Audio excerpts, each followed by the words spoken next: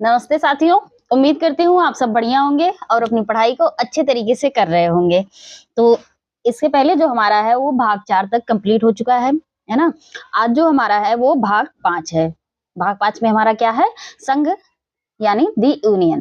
ठीक है? तो आज हम पढ़ेंगे संघ। ठीक है भैया? तो हमारा संघ कितने अनुच्छेद से कितने अनुच्छेद तक है? तो वो है हमारा अनुच्छेद 52 से 151। ठीक है भैया? कितने अनुच्छेद से? तो 52 से 151 अनुच्छेद तक है, तो वो हमारा उसमें संघ का शासन है। ठीक है भैया? तो चलिए देखते हैं इसके आगे। इसमें हम किसे किसे देखेंगे? तो इसमें हम कार्यपालिका और संसद और न्यायपालिका और कैग, इन चारों को हम इस अनुच्छेद के अंतर्गत देखेंगे। ठीक है भैया? यानी भाग 5 में देखेंगे हम लोग। तो चलिए देखते हैं। पहला हमारा होगा कार्यपालिका। पहला हमारा क्या होगा? कार्यपालिका, अनुच्छेद 52 से 78। ठीक है भैया? कार्यपालिका कितने अनुच्छेद से कितने अनुच्छेद तक है? तो वो हमारा है 52 से 78 है। कितना है? अनुच्छेद 52 से 78। ठीक है? चलिए अब इसके आगे देखते हैं। तो पहले कार्यपालिका में हम देखेंगे भारत के राष्ट्रपति। किसे देखेंगे? भारत के राष्ट्रपति, जो हमारा अनुच्छेद 52 से 62 तक है। ठीक है भैया? कितने अनुच्छेद से? तो वो अनुच्छेद 52 से 62 तक हमारा क्या है? भारत के राष्ट्रपति। ठीक है भैया? तो चलिए देखते हैं। पहले हमारा अनुच्छेद 52 क्या कहता है और 53। तो 52 हमारा कहता है कि भारत में एक राष्ट्रपति होगा। क्या होगा? भारत में एक राष्ट्रपति होगा, यानी यूनियन का हेड होगा। ठीक है भैया? और अनुच्छेद 53 हमारा कहता है कार्यपालिका शक्ति राष्ट्रपति में निहित होगी। क्या है? संघ की कार्यपालिका शक्ति जो है वो राष्ट्रपति में निहित होगी। ये हमारा अनुच्छेद 53 बताता है। ठीक है भैया? चलिए अब इसके आगे देखते हैं। अनुच्छेद 54 और 55। 54 हमारा क्या है? तो 54 में हमारा है राष्ट्रपति के निर्वाचन से संबंधित, यानी चुनाव प्रक्रिया है। राष्ट्रपति के चुनाव की प्रक्रिया कैसी होगी वो हमारा 54 में बताया गया है। ठीक है भैया? इसके आगे तो वो चुनाव की प्रक्रिया कैसी होगी? इलेक्टोरल कॉलेज के द्वारा होगी। किसके द्वारा? इलेक्टोरल कॉलेज के द्वारा होगी। ठीक है? और अनुच्छेद 55 में क्या है? एसटीवी प्रणाली यानी पीआर सिस्टम। मतलब अनुच्छेद 55 में हमारा जो है वो राष्ट्रपति के निर्वाचन की रीति होगी, यानी तरीका कैसा है वो हमारे अनुच्छेद 55 में बताया गया है। ठीक है भैया?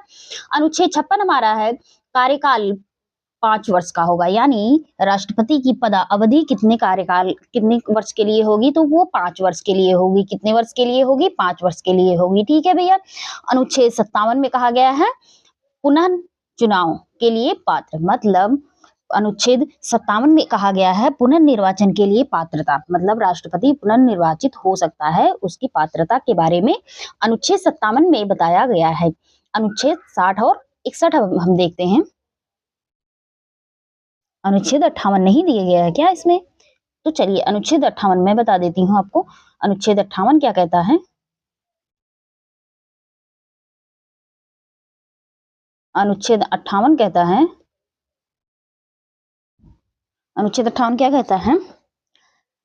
राष्ट्रपति के निर्वाचन होने के लिए अहर्ताएं क्या है? राष्ट्रपति के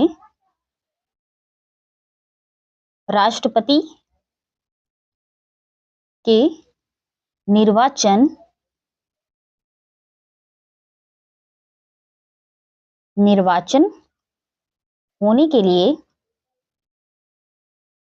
होने के लिए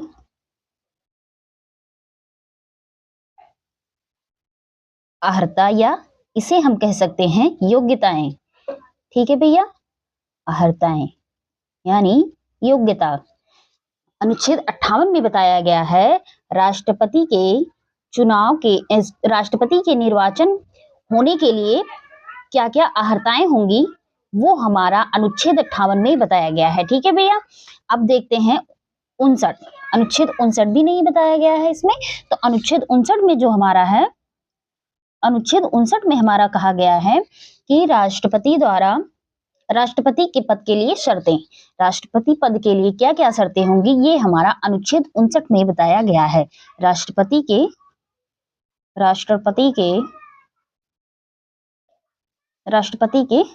पद की शर्तें, राष्ट्रपति के पद के लिए शर्तें क्या है? शर्तें। ठीक है भैया? ये हमारा बताया गया है अनुच्छेद 59 में। ठीक है भैया? इसमें बताया गया है अनुच्छेद 59 में बताया गया है। ठीक है? अब अनुच्छेद और 60 और 61 देखते हैं। अनुच्छेद 60 में है शपथ, CJI द्वारा। अनुच्छेद 60 जो है वो हमारा शपथ से रिलेटेड है। ठीक है भैया, किससे है? शपथ से रिलेटेड, मतलब राष्ट्रपति द्वारा शपथ प्रतिज्ञान जो होगा वो अनुच्छेद 60 में होगा। ठीक है, और अनुच्छेद 61 में देखेंगे तो अनुच्छेद 61 में है हमारा राष्ट्रपति पर महाभियोग चलाने की प्रक्रिया। क्या है? महाभियोग प्रक्रिया जो है वो है हमारा अनुच्छेद 61 में। ये किसके द्वारा चलाया जाएगा? तो वो हमारा संसद के द्वारा राष्ट्रपति पर महाभियोग प्रक्रिया चलाया जाता है। ठीक है भैया, चलिए अब इसके आगे देखते हैं। अब इसके आगे हमारा जो है वो उपराष्ट्रपति और मंत्री और महान्यायवादी से रिलेटेड अनुच्छेद। ठीक है भैया, तो पहले हम देखेंगे अनुच्छेद 63 से 78। ठीक है भैया, तो हमारा 63 से 71 जो है वो उसमें जो हमारा है राष्ट्रपति है। राष्ट्रपति हमारा किस अनुच्छेद से किस अनुच्छेद तक है? तो वो हमारा 63 से 71 है। ठीक है भैया, और मंत्रिपरिषद जो हमारा है वो अनुच्छेद 74 से 75 है। ठीक है भैया, और जो हमारा कार्य एंड कैग है, एजी है अटॉर्नी जनरल। ठीक है, तो ये हमारा 76 से 78 है। ठीक है भैया, तो चलिए देखते हैं। पहले हम उपराष्ट्रपति देखेंगे 63 से 71 अनुच्छेद तक। ठीक है भैया, तो अनुच्छेद 63 और 64 क्या कहता है? तो 63 हमारा कहता है राज्यसभा के पदेन सभापति, यानी 63 अनुच्छेद कहता है भारत का एक उपराष्ट्रपति होगा। क्या होगा? भारत का एक उपराष्ट्रपति होगा। ठीक है भैया, अनुच्छेद 64 कहता है उपराष्ट्रपति राज्यसभा का पदेन सभापति होगा। क्या है? ये हमारा 64 है। ठीक है भैया, ये 64 है। 64 में कहा गया है कि राज्यसभा के पदेन सभापति होंगे। ठीक है, और 63 में हमारा क्या कहा गया है कि भारत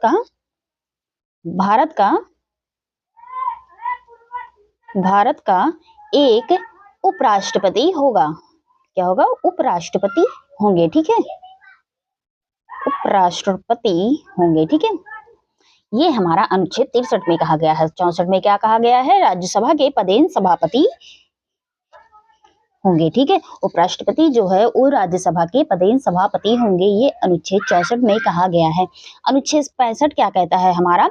राष्ट्रपति की अनुपस्थिति में कार्यभार।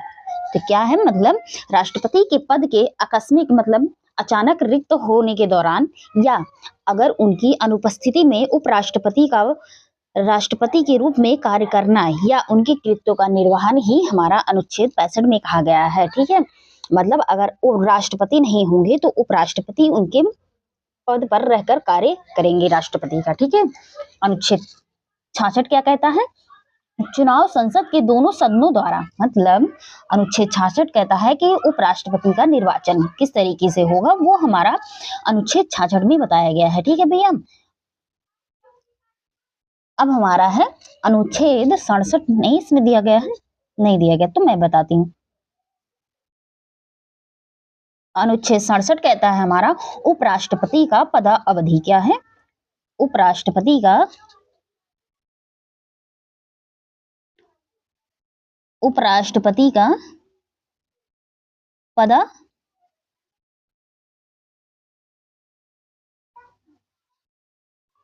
पद अवधि। ठीक है भैया, ये हमारा किसमें है?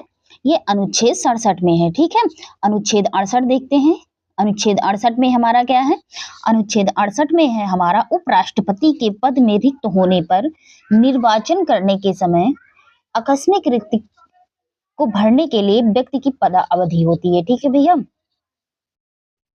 तो ये हमारा अनुच्छेद 68 में कहा गया है। ठीक है भैया, उपराष्ट्रपति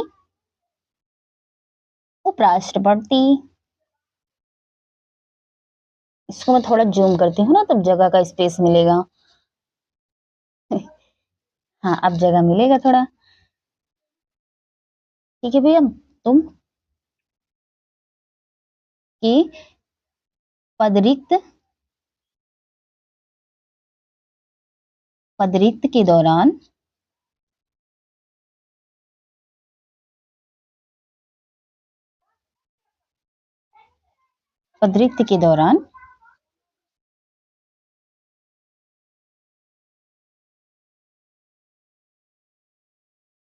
भरने के लिए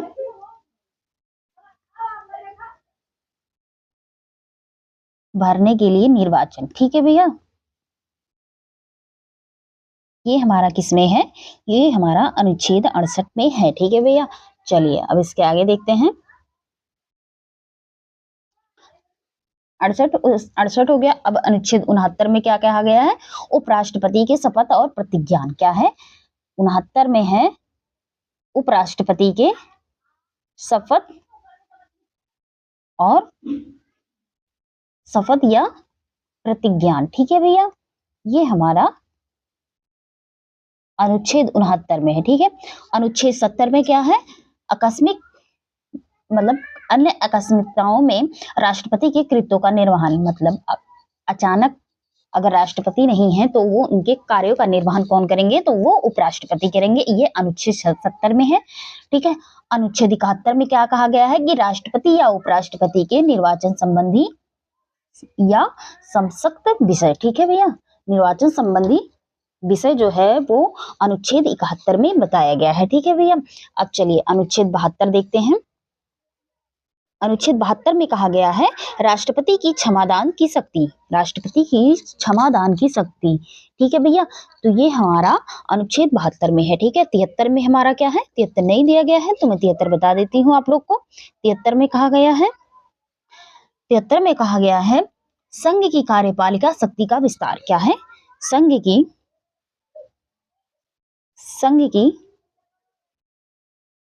कार्यपालिका, संघ की कार्यपालिका शक्ति का विस्तार, शक्ति का विस्तार जो है, शक्ति का विस्तार।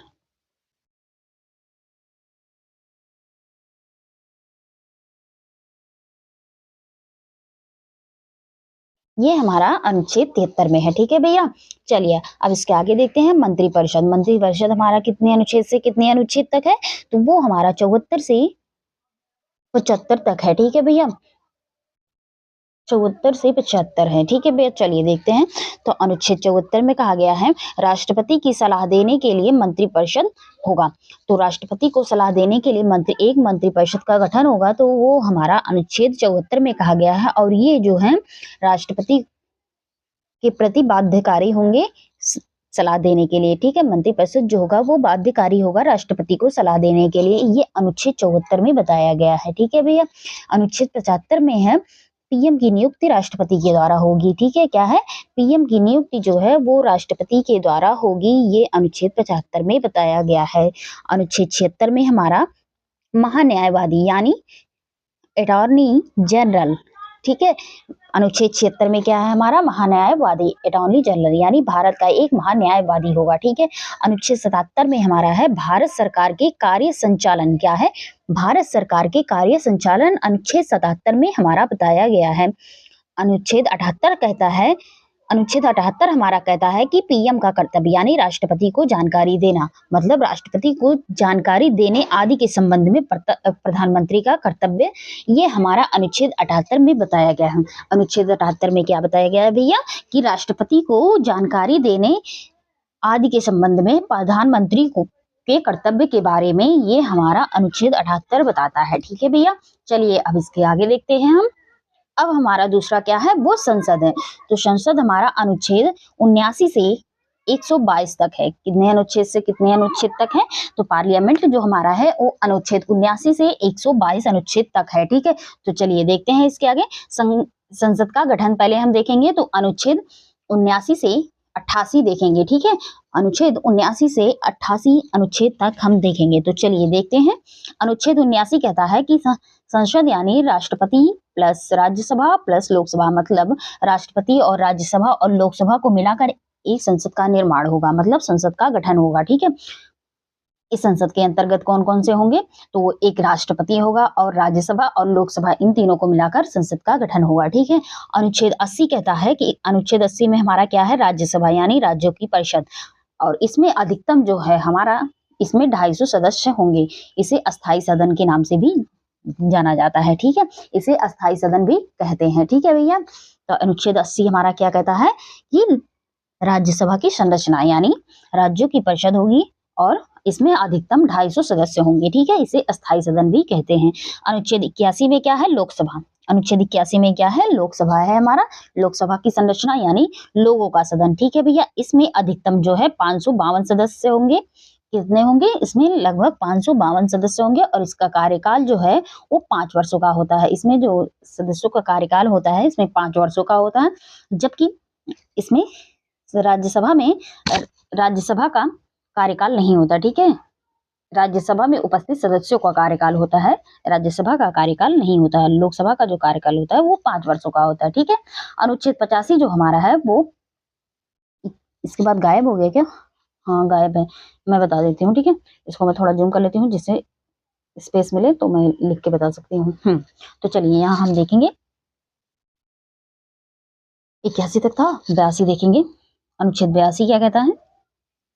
अनुच्छेद 82 हम देखेंगे तो अनुच्छेद 82 में प्रत्येक जनगणना के पश्चात पुनः समायोजन क्या है? प्रत्येक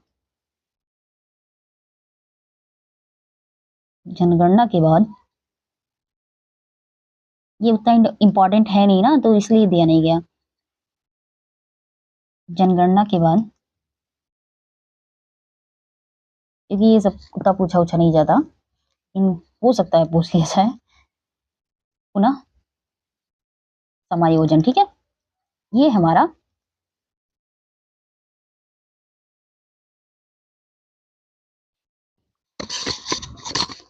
जो है ये अनुच्छेद 82 में बताया गया है, ठीक है भैया। तो अनुच्छेद 83 में क्या है? संसद के सदनों की अवधि क्या है? 83 में हमारा क्या है? अनुच्छेद 83 जो है संसद के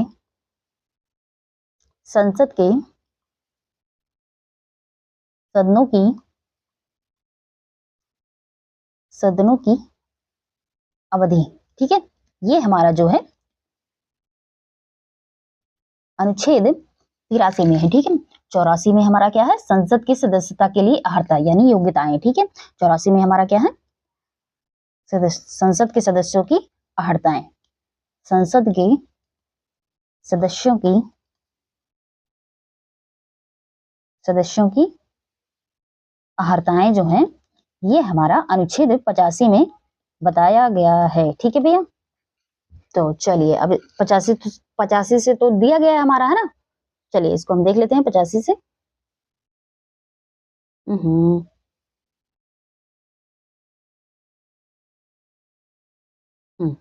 चलिए 85 से देखते हैं। 85 में हमारा क्या है? सत्र बुलाना, स्थगित करना और भंग करना, ये किसका अधिकार होगा? तो ये राष्ट्रपति का अधिकार होगा।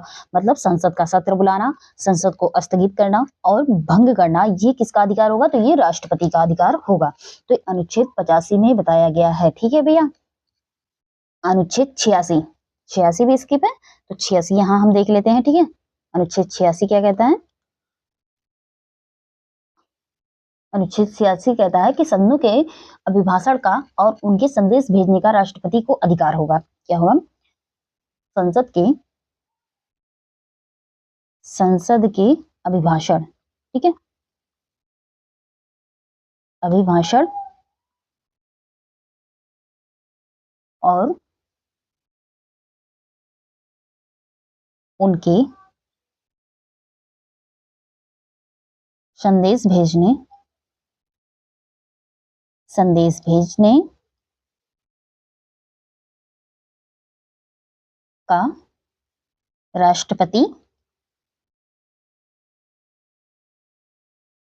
राष्ट्रपति का अधिकार होगा, ठीक है, राष्ट्रपति का अधिकार होगा, ठीक भैया।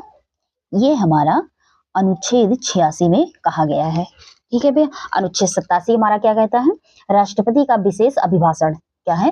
राष्ट्रपति का विशेष अभिभाषण जो है ये अनुच्छेद 87 में बताता है, ठीक है।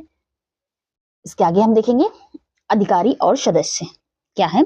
अधिकारी और सदस्य अनुच्छेद 89 से हम देखेंगे, अनुच्छेद 89 से हम 106 अनुच्छेद तक देखेंगे। तो चलिए पहले देखते हैं हम पीठासीन अधिकारी, ठीक है भैया। पीठासीन अधिकारी को देखते हैं तो हम देखते हैं अनुच्छेद 89 से 92। तो पहले 89 में देखते हैं। तो 89 में क्या कहा गया है? उपराष्ट्रपति, सभापति, उपराष्ट्रपति सदन चुनता है। मतलब अनुच्छेद 89 में कहा गया है कि राज्यसभा का सभापति और उपसभापति होगा। राज्यसभा का जो सभापति और उपसभापति होगा, ये अनुच्छेद 89 में बताया गया है। ठीक है भैया। अनुच्छेद 90 में कहा गया है कि उपराष्ट्रपति का पद रिक्त होना और त्यागपत्र और पद से हटाया जाना जो है वो अनुच्छेद 90 में बताया गया है। यहाँ नहीं दिया गया है, सब उसी में मिक्स कर दिया है ना। अनुच्छेद 90 में कहा गया है कि उपसभापति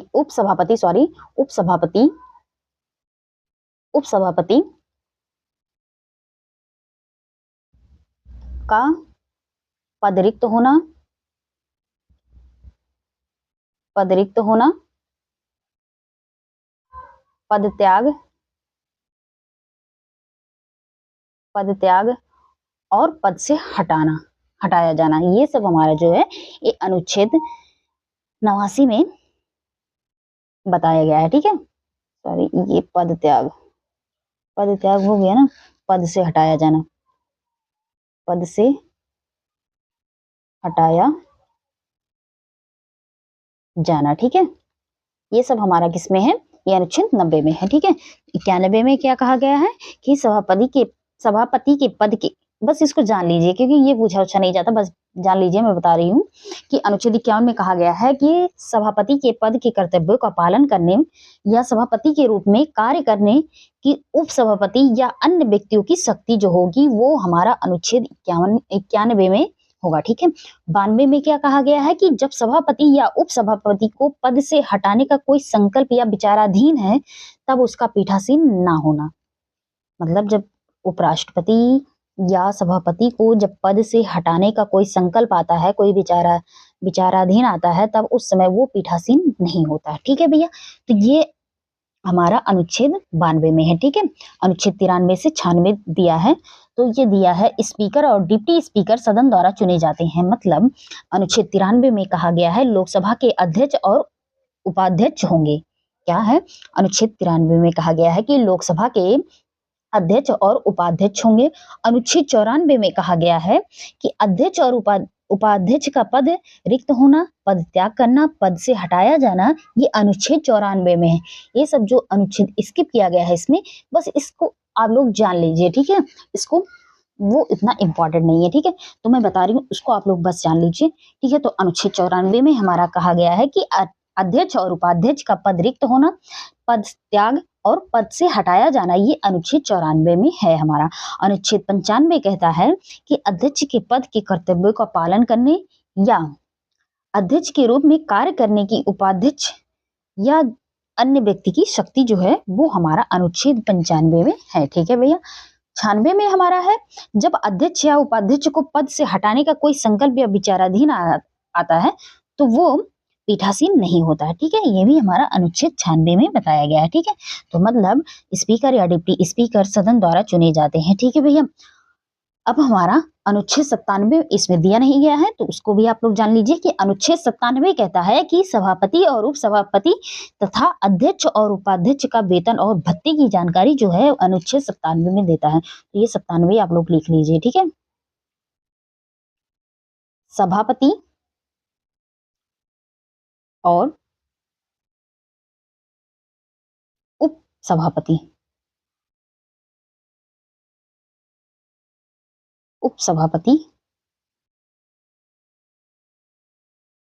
तथा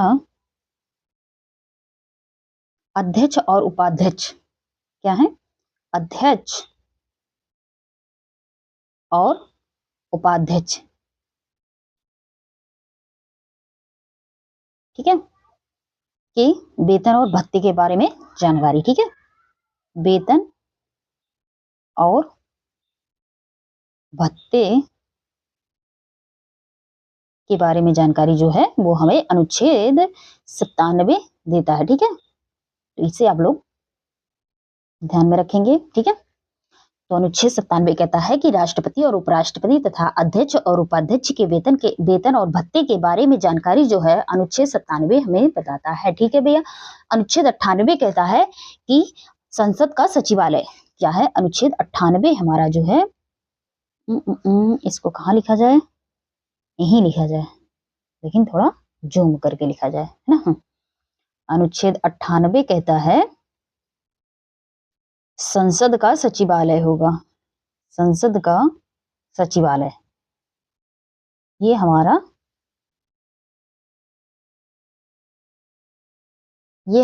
अनुच्छेद 98 में है। ठीक है भैया, अब इसके आगे देखते हैं। अनुच्छेद 99 क्या कहता है हमारा? अनुच्छेद 99 कहता है सदस्यों द्वारा शपथ और प्रतिज्ञान जो है वो अनुच्छेद 99 हमें बताता है। अनुच्छेद 99 हमें क्या कहता है? सदस्यों द्वारा शपथ और प्रतिज्ञान जो है वो हमारा अनुच्छेद 99 बताता है। अनुच्छेद 100 हमारा क्या कहता है? वोटिंग और कोरम। कोरम कितना होगा? 1/10 की उपस्थिति होनी चाहिए। ठीक है भैया, कितना? सदनों में मतदान और रीतियों के होते भी सदनों की कार्य करने की शक्ति और गणपूर्ति हमारा क्या होता है? 1/10 की उपस्थिति ही हमारा गणपूर्ति कोरम कहलाता है। ठीक है भैया, चलिए अब इसके आगे देखते हैं 101 और 102। 101 हमारा है सीटों का रिक्त होना।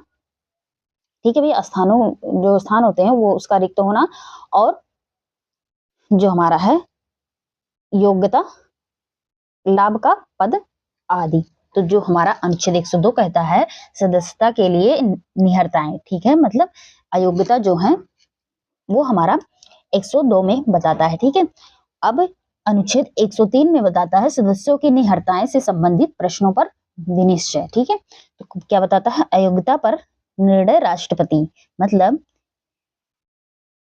ईसी के द्वारा सलाह पर। ठीक है भैया, किसके द्वारा किया जाएगा? इलेक्शन कमीशन की सलाह पर किया जाएगा। ठीक है भैया, अनुच्छेद 105 कहता है सांसदों के विशेषाधिकार। अनुच्छेद 105 हमें बताता है सांसदों के विशेषाधिकार। 104 नहीं दिया गया है, तो 104 बस आप लोग जान लीजिए कि अनुच्छेद 99 के अधीन शपथ लेने और प्रतिज्ञान करने से पहले या निहरताएं किए जाने पर बैठक और मत में देने वाली शक्ति जो होती है वो हमारा अनुच्छेद 104 में बताया गया है। ठीक है भैया, अब इसके आगे देखते हैं। अनुच्छेद 106 नहीं है, नहीं 6 भी नहीं है, तो 6 भी जान लीजिए आप लोग। 6 में क्या है? सदस्यों के वेतन और भत्ते हैं। क्या है? सदस्यों के वेतन और भत्ते जो हैं वो हमारे अनुच्छेद 106 में है। अनुच्छेद 106 में क्या है? सदस्यों का वेतन और भत्ता, सदस्यों का वेतन और भत्ता। ठीक है, ये हमारा अनुच्छेद 106 में है। चलिए अब इसके आगे देखते हैं। विधायी और वित्तीय प्रक्रिया क्या है? विधायी और वित्तीय प्रक्रिया जो है अनुच्छेद 107 से 122 तक हम देखेंगे। तो इधर हमारा अनुच्छेद दिया गया है, उसके बारे में जानकारी है और ये उसके मुख्य विवरण है। तो अनुच्छेद 108 में हमारा जो वो संयुक्त बैठक है, गतिरोध होने पर दोनों सदनों की संयुक्त बैठक होता है, तो वो संयुक्त बैठक कौन बुलाते हैं? तो वो राष्ट्रपति बुलाते हैं। अनुच्छेद 108 में क्या है? कुछ दशाओं में दोनों सदनों की संयुक्त बैठक बुलाई जाती है। ठीक है भैया, अनुच्छेद 109 में क्या है? तो 109 दिया नहीं गया है, तो 109 आप लोग यहाँ देख लीजिए। ठीक है, 109 हमारा कहता है धन विधेयकों के संबंध में विशेष प्रक्रिया। क्या है? धन विधेयक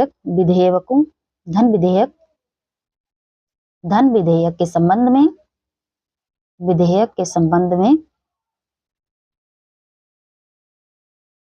विशेष प्रक्रिया। ठीक है, विशेष प्रक्रिया। ठीक है, क्या है? अनुच्छेद 109 में क्या है? धन विधेयक के संबंध में विशेष प्रक्रिया। ठीक है, अनुच्छेद 110 क्या है? धन विधेयकों की परिभाषा। क्या है? धन विधेयक की परिभाषा क्या है? इसमें परिभाषा है, कर है, जैसे उसके वित्त क्या है, ये सब क्या है? लोकसभा में होगा। ठीक है भैया, धन विधेयक कहाँ पे होता है? तो वो लोकसभा में होता है। ठीक है, अनुच्छेद 111 क्या कहता है? विधेयकों पर अनुमति। अनुच्छेद 111 कहता है विधेयकों पर अनुमति मतलब राष्ट्रपति की स्वीकृति और या वापसी। ठीक है भैया, अनुच्छेद 112 बताता है वित्तीय विवरण यानी बजट, आय और व्यय का विवरण जो है वो अनुच्छेद 112 में है। ठीक है भैया, अनुच्छेद 120 और 122 मतलब सामान्य नियम यानी भाषा हिंदी अंग्रेजी न्यायालय कार्यवाही में हस्तक्षेप नहीं करेगा। मतलब 120 में बताया गया है,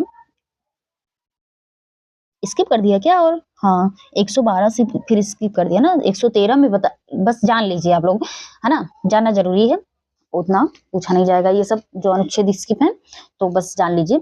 अनुच्छेद 113 क्या है? संसद के प्रकरणों के संबंध में प्रक्रिया जो है वो अनुच्छेद 113 में है।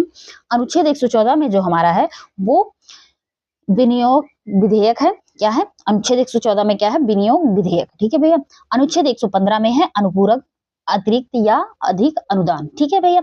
अनुच्छेद 116 में जो हमारा है वो अनुदान लेखा अनुदान है, अप्रत्यानुदान है और अपवाद अनुदान है। ठीक है भैया। अनुच्छेद 117 में जो हमारा है वो विधेयकों के बारे में विशेष उपबंध है। अनुच्छेद 118 है वो प्रक्रिया के नियम के बारे में बताया गया है। और अनुच्छेद 119 हमें बताता है कि संसद के वित्तीय कार्य संबंधी प्रक्रिया का विधि द्वारा विनियमन। ठीक है। तो ये हमारा अनुच्छेद 119 बताता है। 120 तो हमारा दिया गया है सामान्य नियम। तो 120 यानी 120 अनुच्छेद क्या कहता है कि संसद के प्रयोग में की जाने वाली भाषा का प्रयोग जो है वो अनुच्छेद 120 बताता है। ठीक है। और अनुच्छेद 121 क्या बताता है हमें? तो वो संसद में चर्चा का निर्बंधन क्या बताता है? संसद की चर्चा पर निर्बंधन बताता है हमें अनुच्छेद 121। अनुच्छेद 122 क्या बताता है हमें कि न्यायालय द्वारा जो है वो संसद की कार्यवाहियों की जांच ना किया जाना। ठीक है। न्यायालय की कार्यवाही में हस्तक्षेप नहीं करेगा, ये हमारा अनुच्छेद 122 बताता है। ठीक है भैया। चलिए अब इसके आगे अनुच्छेद 123 से देखते हैं। 23 भी नहीं दिया गया है मुझे लगता है। हाँ, नहीं दिया गया। तो 23 में जो कहा गया है कि मतलब जैसे संसद के विश्रांति काल में अध्यादेश प्रख्यापित करने की शक्ति जो है वो राष्ट्रपति को होगा। ठीक है भैया। तो अब इसके आगे हम देखेंगे तीसरा भाग हमारा है न्यायपालिका यानी जुडिशरी।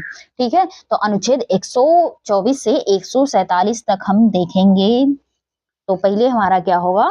Supreme court. ठीक है भैया। पहले हमारा क्या होगा? सुप्रीम कोर्ट यानी सर्वोच्च न्यायालय। ठीक है भैया। चलिए तब देखते हैं अनुच्छेद 124 से 129। तो 124 में हमारा कहा गया है, 124 अनुच्छेद में कहा गया है, पहले हम क्या देख रहे हैं? सुप्रीम कोर्ट है ना, सर्वोच्च न्यायालय। तो हमारा 124 में क्या कहा गया है? सुप्रीम कोर्ट की स्थापना जजों की नियुक्ति राष्ट्रपति द्वारा होगा।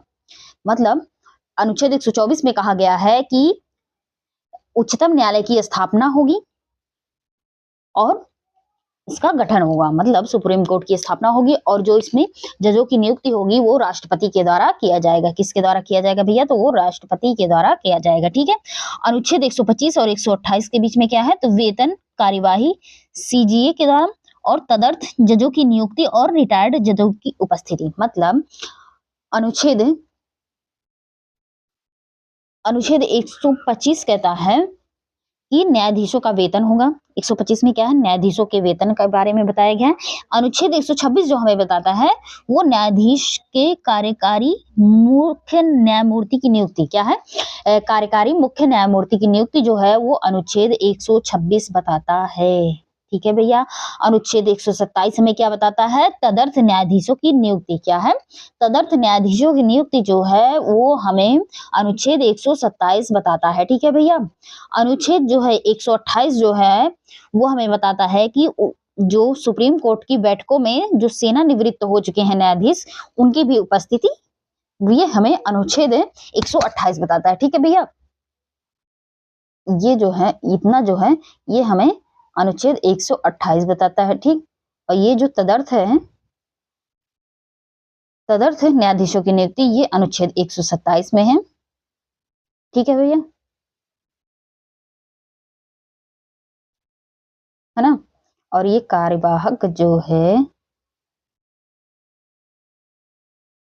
ये हमें अनुच्छेद 126 में बताया गया है।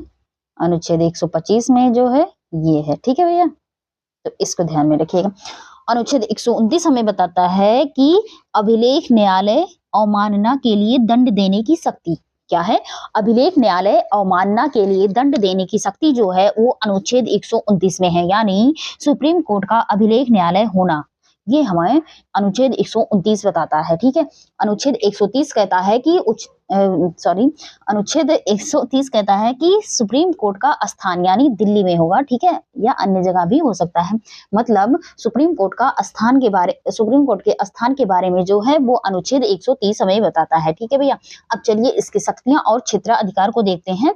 तो ये हमें अनुच्छेद 131 से 147 के बीच में है बताता है। ठीक है, तो चलिए देखते हैं, पहले इसके क्षेत्राधिकार को देखते हैं। तो अनुच्छेद 131 से देखते हैं। तो 131 क्या कहता है कि केंद्र राज्य विवाद, मतलब केंद्र राज्य विवाद, तो उच्चतम न्यायालय जो है कि आरंभिक अधिकारता जो है अनुच्छेद 31 हमें बताता है। ठीक है भैया, अनुच्छेद 32 हमें क्या कहता है, अनुच्छेद 32 से 134 अपील संवैधानिक और सिविल और क्रिमिनल, मतलब अनुच्छेद 132 हमें बताता है कि कुछ मामलों में सुप्रीम कोर्ट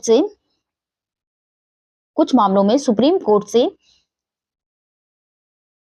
अपीलों में सुप्रीम कोर्ट की अपील अधिकारिता जो होती है वो अनुच्छेद 132 में बताया गया है। मतलब कुछ मामलों में सुप्रीम कोर्ट से अपीलों में सुप्रीम कोर्ट की अपीली अधिकारिता जो है वो अनुच्छेद 132 में बताया गया है। ठीक है, अनुच्छेद 133 में क्या है कि सुप्रीम कोर्ट से सिविल विषयों में संबंधित अपीलों की सुप्रीम कोर्ट की अपीलों की अधिकारिता जो है वो अनुच्छेद 133 में बताया गया है। ठीक है भैया, सिविल कोर्ट से। ठीक है, अनुच्छेद 134 में कहा गया है कि दांडिक विषयों में उच्चतम न्यायालय की अपीली अधिकारिता। ठीक है भैया, ठीक है, हमें अनुच्छेद 34 में बताया गया है। ठीक है भैया, चलिए अब इसके आगे देखते हैं।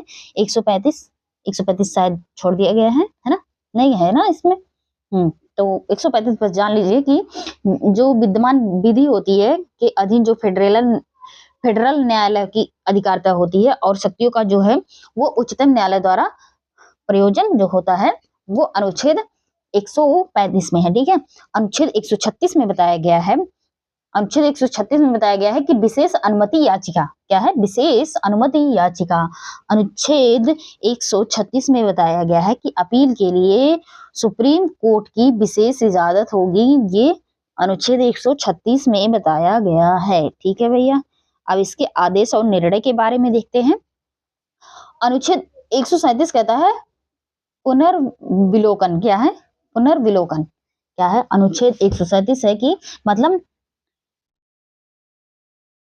हाँ, अनुच्छेद 137 है कि पुनर्विलोकन। ठीक है, अनुच्छेद 138 हमें बताता है, अनुच्छेद 138 इसमें दिया नहीं गया है तो बस जान लीजिए आप लोग। अनुच्छेद 138 क्या कहता है कि उच्चतम न्यायालय की अधिकारिता की वृद्धि, क्या है, उच्चतम न्यायालय की अधिकारिता की जो वृद्धि है वो अनुच्छेद 138 में है। ठीक है, अनुच्छेद 139 में क्या है, रिट जारी करने की शक्ति जो है ये अनुच्छेद 139 में ही बताया गया है।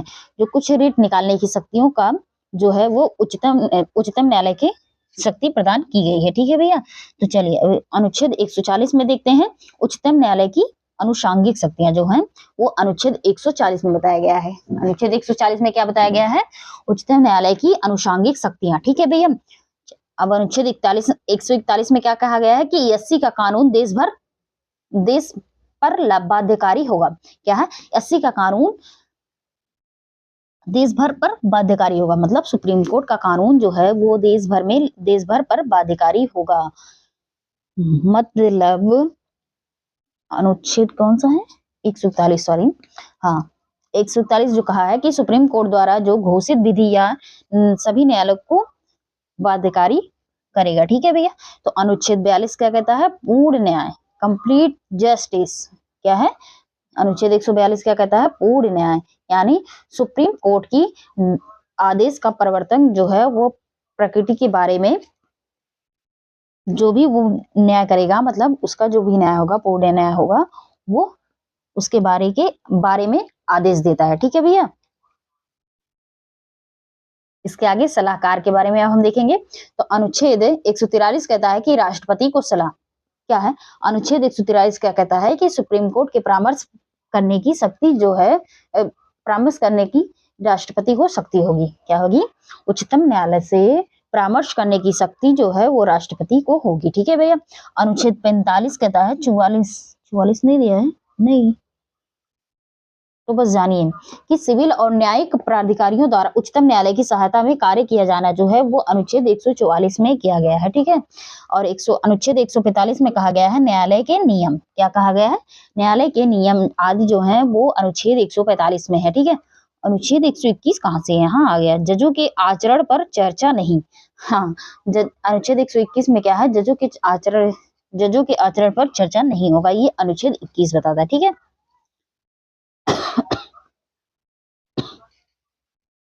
अब हम देखेंगे अध्याय 4। हम लोगों ने 4 बोला था ना, तो यानी चौथे में हमारा क्या है, कैग, यानी नियंत्रक और महालेखा परीक्षक, ठीक है। तो ये हमारा अनुच्छेद 148 से 151 है। ऐसे डायरेक्ट भी पूछ लिया जाता है एग्जाम्स में कि कैग हमारा कितने अनुच्छेद से कितने अनुच्छेद तक है, तो 148 से 151 तक है, ठीक है भैया। तो चलिए देखते हैं। अनुच्छेद 148 बताता है हमें नियुक्ति राष्ट्रपति द्वारा होगा और हटाने की प्रक्रिया सुप्रीम कोर्ट के जज के समान कैसा होगा, भारत का नियंत्रक महालेखा परीक्षक होगा, अनुच्छेद 48 के द्वारा होगा, और इसकी नियुक्ति जो होगा वो राष्ट्रपति के द्वारा होगा, और हटाने की प्रक्रिया सुप्रीम कोर्ट के जज के समान, जैसे उन्हें हटाया जाता है वैसे इसे भी हटाया जाएगा, ठीक है। अनुच्छेद 149 क्या कहता है, कर्तव्य और शक्तियां, संघ और राज्यों के खातों का ऑडिट क्या है, अनुच्छेद 149 कहता है कि नियंत्रक महालेखा परीक्षक के कर्तव्य और शक्तियों के बारे में हमें अनुच्छेद 149 बताता है, ठीक है।